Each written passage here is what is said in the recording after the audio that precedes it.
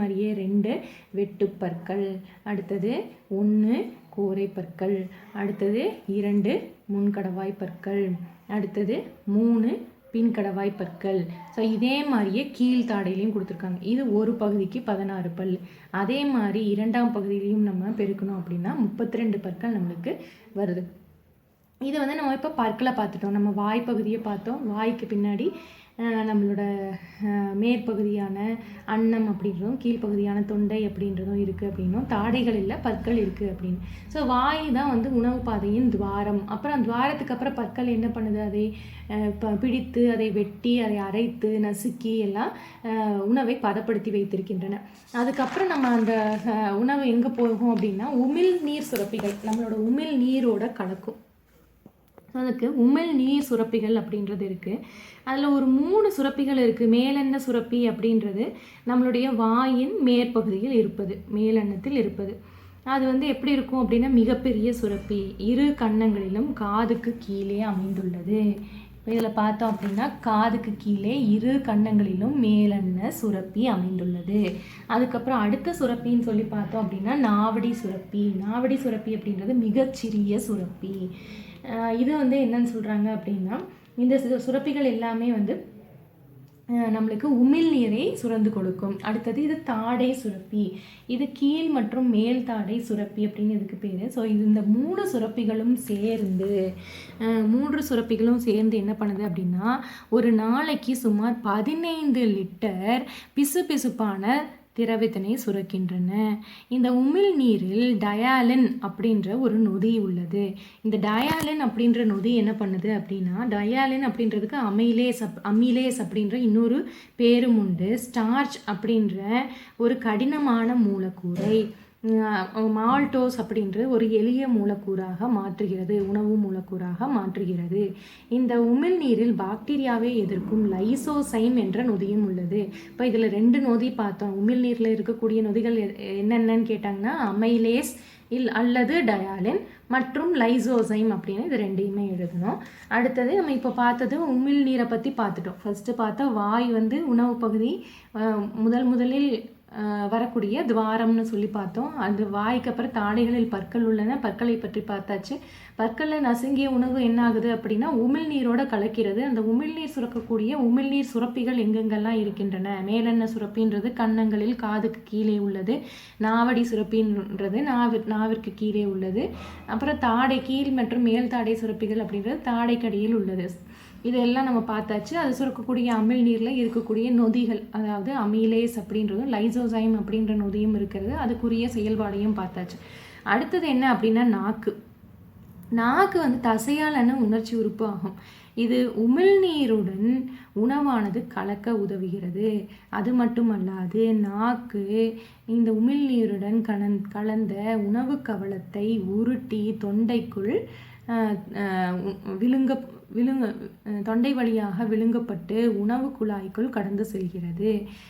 இப்போ அடுத்தடுத்த பகுதி நாக்குக்கு அடுத்தது பார்த்தோம் அப்படின்னா தொண்டை அப்படின்றோம். தொண்டைக்கு அப்புறம் பார்த்தோன்னா உணவு குழல்.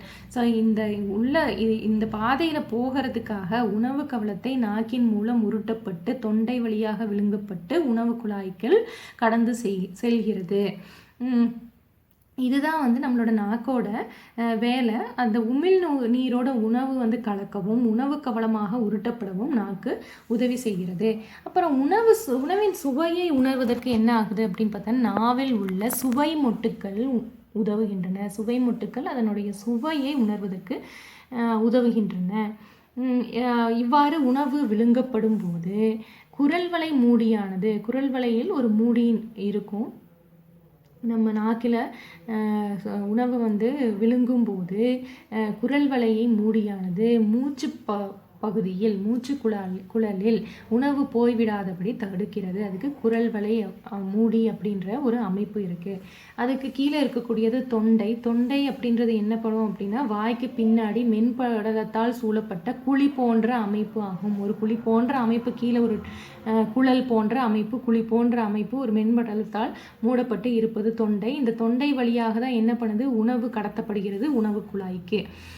இந்த வாய்ப்பகுதியை உணவுக்குழலுடன் இணைப்பது தொண்டை. வாய்ப்பகுதியை உணவுக்குழலுடன் இணைக்கிறது. அது மட்டுமில்லாமல் உணவானது கடந்து செல்லும் பாதையாகவும் அமைகிறது. வாயிலிருந்து நமது உணவு குழலுக்கு கடந்து செல்லும் பாதையாக தொண்டை பகுதி அமைகிறது. இது ஒரு வெண்படலத்தால் சூழப்பட்ட குழி போன்ற அமைப்பு வாய்க்கு பின்னால் உள்ளது. அடுத்தது உணவு குழல்னா என்ன அப்படின்னு சொல்லி பார்க்கலாம். இந்த உணவு குழல் அப்படின்றது 22 சென்டிமீட்டர் நீளமுடைய தசைப்படல குழலாகும். இது தொண்டையிலிருந்து உணவினை இரைப்பைக்கு பெரிஸ்டாலிசிஸ் என்னும் குடல் தசை சுவர் சீரான சுருங்குதல் மற்றும் தளர்தல் போன்ற நிகழ்வால் கடத்துகிறது. ஸோ இப்போ இங்கே நடக்கக்கூடிய நிகழ்வு யாது அப்படின்னு கேட்டாங்கன்னா குடல் தசை சுருங்கி விரியும். அந்த குடல் தசை சீரான சுருங்கி விரியும் நிகழ்வுக்கு பெயர் பெரிஸ்டாலிசிஸ். அந்த குடல் தசை சீராக சுருங்கி விரியும் பெரிஸ்டாலிசிஸ் போன்ற நிகழ்வால் உணவு குழலிலிருந்து இரைப்பைக்கு கடத்தப்படுகிறது. இந்த உணவு குழல் அப்படின்றது ஒரு தசை படலம் ஆகும். அப்புறம் இரைப்பை எப்படி இருக்கும் அப்படின்னா உணவு குழலுக்கும் சிறுகுடலுக்கும் இடையே ஜே போன்ற வடிவத்தில் காணப்படுவது இரைப்பை. இந்த தசையிலான அகன்ற உறுப்பாகும். இரைப்பையின் உள்ளடுக்கு சுவரில் காணப்படும் சுரப்பிகளில் இரைப்பை நீர் சுரக்கிறது. இந்த நீர் நிறமற்றதாக இருக்கும். அதிக அமிலத்தன்மையுடைய ஹைட்ரோகுளோரிக் ஆசிட் அமிலத்தையும் நொதிகளான ரெனின் மற்றும் பெப்சின் ஆகியவற்றையும் கொண்டதாக உள்ளது. இதில் 2 நொதிகள் கூறப்பட்டிருக்காங்க. பெப்சின் அப்படின்றது ஒரு நிகழ்வை நிகழ்த்தக்கூடிய நிலையில் இருக்கும் நொதியாகும். இது முன்னாடி பெப்சினோஜன் அப்படின்ற செயலற்ற நிலையில் இருக்கும். அந்த செயலற்ற நிலையிலிருந்து செயலாற்றும் நிலைக்கு மாற்றக்கூடியது ஹைட்ரோகுளோரிக் அமிலம். அது மட்டும் இல்லாத இந்த ரெனின் அப்படின்றது என்ன பண்ணும் அப்படின்னா பாலில் உள்ள புரதமான கெய்சின் அப்படின்பதை உறைய வைக்கக்கூடியதாகவும் ஆஞ்சியோடென்சினோஜன் என்னும் நொதியை ஆஞ்சியோடென்சின் என்னும் செயலாற்றும் நொதியாக மாற்றக்கூடியதாகவும் மற்றும் நம்மளுடைய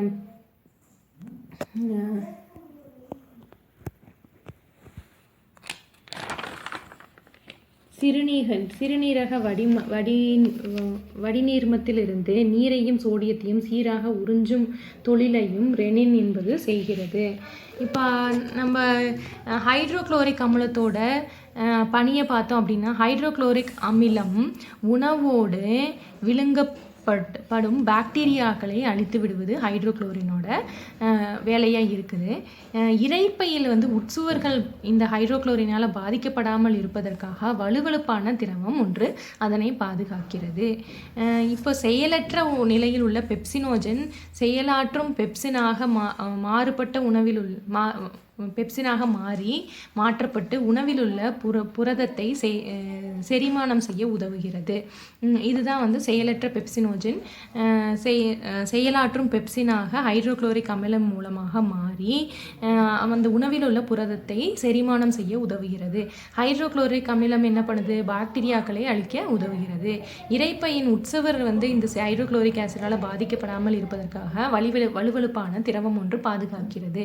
இப்போ நம்ம உணவு எங்கிருந்து அந்த உணவு பாதை வழியாக வந்துட்டுருக்கு? வாய் வழியாக வாயின் துவாரம் வழியாக பற்களின் மூலம் நசுக்கப்பட்டு அரைக்கப்பட்டு வெட்டப்பட்டு பின்பு நாக்கால் உமிழ் நீருடன் கலந்து அதில் உள்ள ஸ்டார்ச் எளிய மூலக்கூறாக மாறி பின்பு அந்த உணவு கவளம் நாவினால் உருட்டப்பட்டு தொண்டை மூலம் விழுங்கப்படுகிறது. தொண்டை அப்படின்றது எதுக்கு உதவியாக இருக்குது அப்படின்னா வாயிலிருந்து உணவு குழலுக்கு உணவை கடத்த உதவும் ஒரு பாதையாக இருக்குது அப்படின்னு சொல்லி பார்த்தோம். ஸோ இந்த நாக்கினால் உணவு விழுங்கப்படும் போது குரல் வளையில் உள்ள மூடியானது மூச்சு குழலை பாதுகாக்கிறது. அப்போ நாக்கின் மூலம் தொண்டை வழியாக வந்த உணவு என்ன பண்ணுகிறது அப்படின்னா உணவு குழலுக்குள் செய்கிறது. இந்த உணவு குழலில் என்ன நடக்கும் அப்படின்னு பார்த்தோம்னா அதில் தசைப்பகுதிகளால் ஆனது. இந்த தசைப்பகுதிகள் சீரான சுருங்கி விரியும் தன்மையை பெரிஸ்டாலிசிஸ் என்று அழைக்கிறோம். அந்த பெரிஸ்டாலிசிஸ் என்னும் நிகழ்வினால் உணவு குழலில் இருந்து இரைப்பைக்கு வருகிறது. இரைப்பை அப்படின்றது உணவு குழலுக்கும் சிறுகுடலுக்கும் ஜே போன்ற அமைப்பு உடையது. இது அகன்ற ஒரு தசையாலான பகுதியாகும். அப்போ அதில் இரைப்பை நீர் அப்படின்றது ஒன்று சுரக்குது. இது நிறமற்றதாகவும் ஹைட்ரோகுளோரிக் அமிலம் மற்றும் ரெனின் மற்றும் பெப்சின் ஆகிய நொதிகளை கொண்டதாகவும் உள்ளது. ஸோ இந்த நொதிகள் உணவை செரிமானம் செய்வதற்கு உதவுகின்றன. இப்போ இரைப்பாகு என்றால் என்ன அப்படின்றத நம்ம ஒரு விளக்கம் பார்க்கணும். இரைப்பாகுன்னா இதுவரைக்கும் நம்ம உணவு பாதை வழியாக கடந்து வந்த உணவு எப்படி இருக்கும் அப்படின்னா, உணவு கவனமானது அரை செரிமான நிலையில் இருக்கும். அந்த அரை செரிமான நிலையில் இருக்கக்கூடிய உணவு, அரைக்கப்பட்ட உணவு, இரைப்பை நீர் மற்றும் உமிழ்நீருடன் கலந்த உணவை வந்து நம்ம என்னன்னு சொல்கிறோம், இரைப்பாகு அப்படின்னு சொல்லி சொல்கிறோம். இரைப்பை நீர் மற்றும் அரைக்கப்பட்ட உணவு சேர்ந்து உணவு கவனமானது அரை செரிமான நிலையில் மாறி இருப்பது இரைப்பாகு எனப்படும். இந்த இரைப்பாகு குடலுக்குள் மெதுவாக குடல்வாய் வழியாக நகர்கிறது. அந்த குடல்வாயின் பேர் வந்து பைலோரஸ் அப்படின்னு சொல்லி சொல்கிறாங்க. இப்போ இந்த ரெனின் அப்படின்றதுக்கு நான் முன்னாடியே ஒரு விளக்கம் கொடுத்தேன். இது ஒரு செரிமான ஊக்கியாகும். பால் புரதம், அதாவது கெய்சின் அப்படின்றத உறைய வைக்குது மற்றும் புரதம் செரிமானமாவதை அதிகரிக்கிறது. ஆஞ்சியோடென்சின் எனும் நொதியை ஆஞ்சியோடென்சினாக மாற்றுகிறது. சிறுநீரக வடிநீர்மத்திலிருந்து நீரையும் சோடியத்தையும் சீராக உறிஞ்சு செய்கிறது. இப்போ நம்ம இது வரைக்கும் செரிமான மண்டலத்தில் ஒரு சரி பாதி பார்த்துட்டோம். இரைப்பை வரைக்கும் உணவு வந்து வந்தாச்சு. இனி மீதி எப்படி வந்து செரிமானம் நடக்குது அப்படின்றது அடுத்த வகுப்புகளை பார்க்கலாம். இது வரைக்கும் பொறுமையாக கவனிச்சிட்டு இருந்த குழந்தைங்களுக்கு நன்றி. அடுத்த கிளாஸில் இனி சந்திப்போம்.